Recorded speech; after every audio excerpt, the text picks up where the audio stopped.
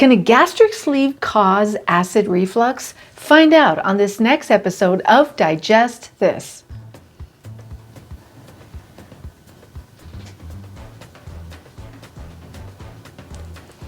Welcome to Digest This, the show that helps you revolutionize your digestive health. Here are your hosts, Dr. Liz Cruz and Tina Nunziato. Hello, and welcome to Digest This. I'm Dr. Liz Cruz, and I've got Tina Nunziato sitting right here by my side. Thank you so much for joining us. If you are a first-time listener, we welcome you, and we're so happy that you found us. And if you're one of our regular listeners, we love you, and we love that you've been on this journey with us. So let's get going. Gastric sleeve. Gastric sleeve. By the way, before we talk about the gastric sleeve, yes. I just wanted to say that we had a lot of people congratulating us on our 100th podcast. Oh, awesome. Our 100th YouTube video podcast last week. So thank you so much for everyone thank you. congratulating us and sending us good vibes. Thank you. Thank you so much. Now, Dr. Cruz. All right. We can talk about the gastric sleeve and how it leads to acid reflux. So how did this whole podcast come about? Well, actually, this came about because you got some stuff in the mail. For you, actually. For me. You got it in the mail. Yes. I just opened it. You opened some mail that you brought to me regarding a new device that is out there for acid reflux. And one of the brochures that was in that mail was one talking about specifically about a gastric sleeve and acid reflux. All right. So first of all, I just thought that we should maybe, back up a little bit. I think we should back up a little bit and just talk about a gastric sleeve. Yeah, because we actually did a podcast on gastric sleeve and gastric bypass, but it was back in 2018. So it's been a few years. It's been a while. Yeah. So we should talk about that first. Yeah, So absolutely. explain what is a gastric sleeve for people. Okay, gastric sleeve, also some people may know it as a sleeve gastrectomy, vertical sleeve. So basically it's a bariatric surgery, and it's probably one of the most popular ones, probably the number one right now, for treating obesity, okay, for treating morbid obesity. Basically what they're doing is going in there and cutting off like a good portion of the stomach, probably like 70 to 80% of the stomach. And so basically now what you've got is like a tube that looks like a sleeve, okay? You've got a tube, you've got the esophagus that connects to the top of the stomach. And now because 70 to 80% of the stomach has been cut off, you basically have essentially like a tube. And is the stomach literally cut off and removed, or is it just a sleeve put over that portion of the stomach? No, I mean, my understanding is that you've got that portion of the stomach that's cut off. I see. Yeah, it's cut off, so it can't come back. Yikes. It can't come back. Yeah. But the difference between that and a gastric bypass is that you're not rerouting, in a gastric bypass, there's actually rerouting that happens where part of the stomach is pinched off, cut off. You've got a little portion. Now it's rerouted to a different part of the small intestine. I mean, that in itself is a whole different type of surgery. With a gastric bypass, with a sleeve gastrectomy or a gastric sleeve, you're not doing any rerouting. You're not connecting the esophagus to another part. You're not connecting the stomach to a different part of the small intestine. The connections are all still there. You're just you just have part of the stomach, a good part of the stomach that's being cut off. And so let's talk about the side effects of having a portion of your stomach removed, right? Because there's certain portions, what's crazy is, and I learned this about the intestine, the small intestine, the large intestine. There's actually sections of your small bowel and your large bowel that serve different functions, right? There's certain sections of your small bowel, for example, that absorb certain vitamins and minerals. So if you remove that section of the small bowel, you literally lose the ability to absorb certain vitamins and minerals.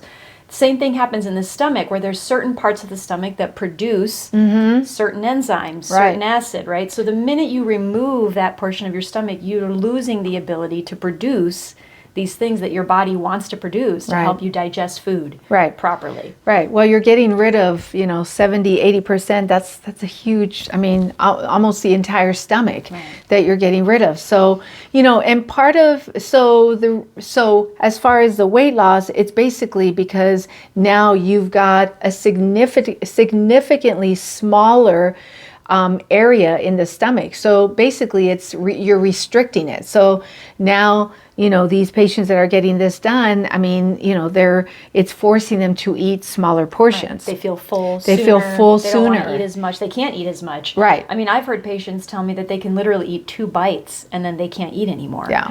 Yeah. Which again, cannot be great for getting nutrition in the body overall.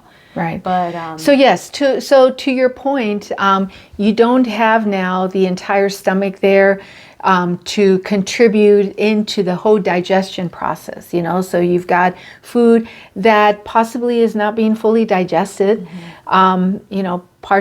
Maybe part of that food is moving through into the small intestine, not being fully broken down and digested like it should. right. So yes, that is an issue. In regards to acid reflux, okay, so basically, think of your stomach as like a pressurized container, so to speak, like an airplane, right? An airplane is pressurized. You've got it's pressurized. You close the doors, and now it's you've got like a pressurized area. It's the same with the stomach. At the top of the stomach, you have the valve at the bottom of the esophagus that's supposed to help prevent a lot of the stomach juices from refluxing up. And at the bottom of the stomach, where it connects to the small intestine, you also have another valve that helps to prevent things from moving through the stomach until it's time. Okay? It's amazing, isn't it? It is. It really is an Body amazing, is such an amazing thing. It is. It really is. So, And then we go and have to mess with it. I know. So think of your stomach as this pressurized Like a area, pressure cooker, right? Like you've got these two valves at the top of the stomach, at the bottom of the stomach, to kind of keep the stomach juices, acid, whatever you have in there, enzymes, all the stomach juices that your stomach creates that you need to help you break down food, digest food. That only the stomach can handle. That only the stomach can handle. The lining can handle that acid where Exactly. the esophagus lining cannot. Exactly. So it's all sitting there in the stomach. Now you go and you cut off a huge portion of the stomach. So now the pressure is a little higher, so to speak, because you have a smaller volume of space in there. And so now, because of the increased pressure, now there's more chance for stomach contents to be pushed up into the esophagus. And if your body now, because the portion of your stomach is removed, isn't producing all those great enzymes, and again, and this is one of the issues with reflux without people that have a sleeve, is that they're not making all those great enzymes, so their food is sitting around too long in the stomach in a nice pool of acid, right? Right. So again, causing reflux. So just one issue on top of another, right? That makes it really hard for your body to work the way it was meant to work. Exactly. So now you have someone who maybe didn't have reflux before their surgery, or maybe somebody that did have maybe some mild reflux, and now they've got worsening of their reflux, or just onset now of reflux symptoms that maybe they didn't have before. And so it's something that I guess, and I don't know what percentage of people that are getting this surgery are having it, if it's, 15, 20%, but it's definitely something that, needs to be considered. And from my understanding, from the little that I know about sleeve gastrectomy or gastric sleeve, supposedly, like if there's a hiatal hernia, they will also try to repair that at the same time when they do the sleeve gastrectomy. And I don't know if that's consistent with everybody or just, or just a certain number of people or percentage of people who have a hiatal hernia. I guess it depends on the size of the hernia. However, so now you're dealing with a new issue after you have this gastric sleeve. And so one of the brochures that we got was in regards to a little magnet bracelet device now that's out. And actually it's been out, I don't know for how long, but it's been out for a little while, where they can actually put it at the base of the esophagus to kind of squeeze a little tighter to help prevent stuff from the stomach from pushing up or refluxing into the esophagus. I just want to smack myself in the head right now. Honestly, like let's add yet another device to our body to help our body work the way it was supposed to work. I don't know. Like, this is so frustrating for me. Yeah.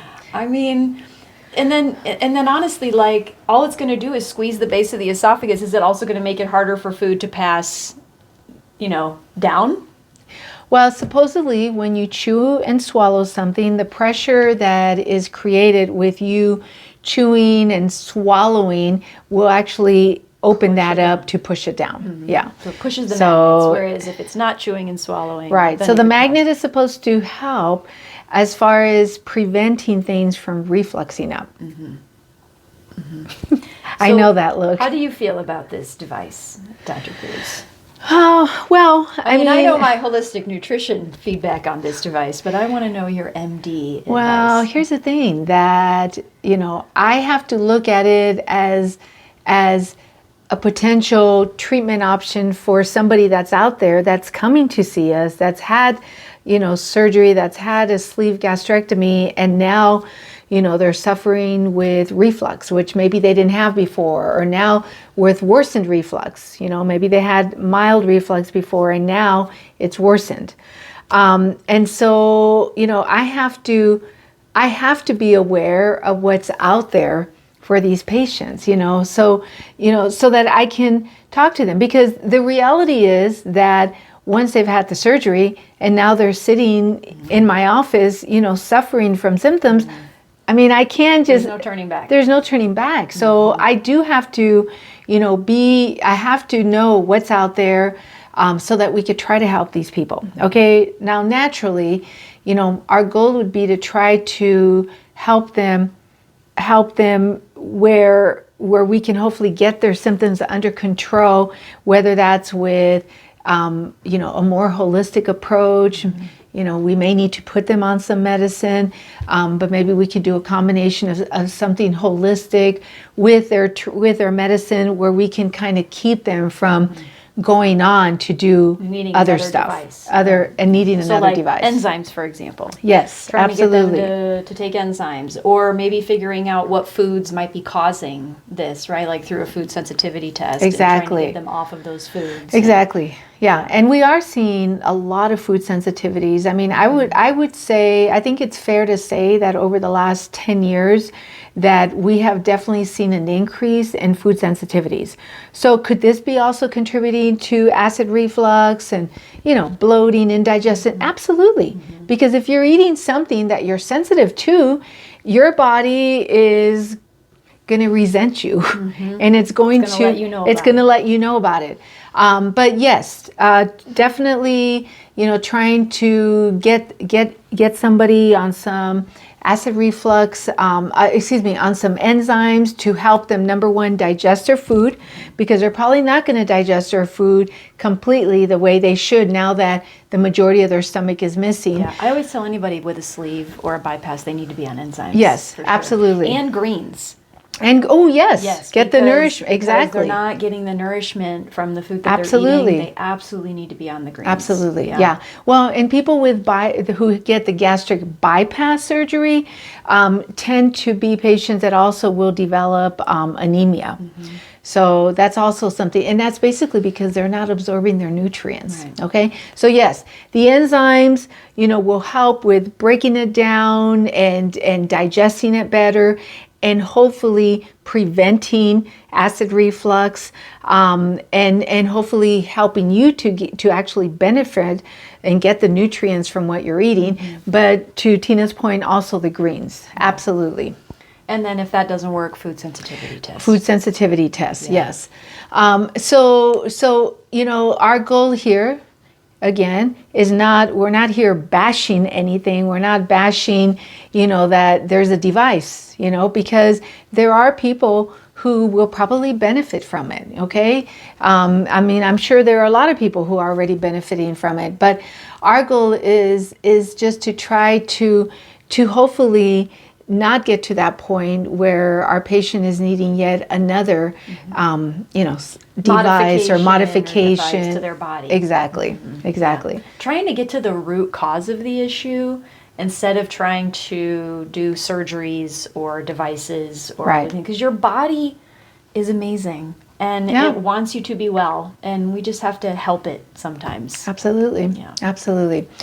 So hopefully this was helpful. If you have any questions or you just want to connect with us, you can find us on our website, drlizcruz.com.